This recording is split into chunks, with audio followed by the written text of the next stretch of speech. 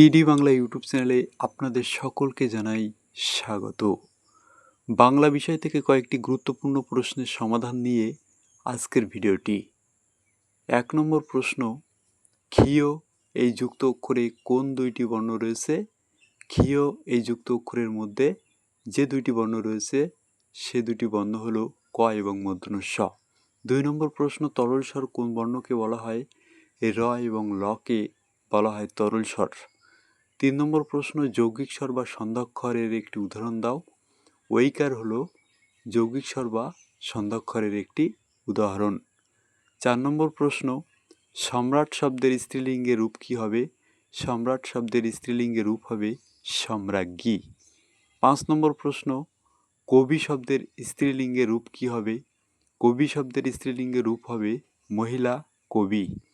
৬ নম্বর প্রশ্ন, বিদুরের ক্ষুদ এর প্রকৃত অর্থ কী? বিদুরের ক্ষুদ এর প্রকৃত অর্থ হলো শ্রদ্ধাপূর্ণ সামান্য দান। ৭ নম্বর প্রশ্ন, সন্ধি কথাটির অর্থ কী? সন্ধি কথাটির অর্থ হলো মিলন। ৮ নম্বর প্রশ্ন, শতাব্দী কোন ধরনের সমাস? শতাব্দী হলো একটি দ্বিগু সমাস। ৯ নম্বর প্রশ্ন, কাক কোন ধরনের শব্দ?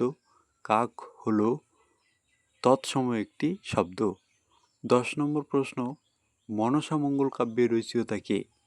কবি বিজয়গুপ্ত হলেন মনসা মঙ্গল কাব্যের রচয়িতা। লিঙ্গ কথাটির অর্থ কী? ১১ নম্বর প্রশ্ন, লক্ষণ বা নিদর্শন হলো লিঙ্গ কথাটির অর্থ। ১২ নম্বর প্রশ্ন, টুনটুনির বইটির রচয়িতা কে? টুনটুনির বইটির রচয়িতা হলেন শিশু সাহিত্যিক উপেন্দ্র কিশোর রায়চৌধুরী। আজকের ভিডিওটি আপাতত এই পর্যন্তই। পরবর্তী ভিডিও দেখতে চ্যানেলটি সাবস্ক্রাইব করে সঙ্গে থাকবেন। ধন্যবাদ।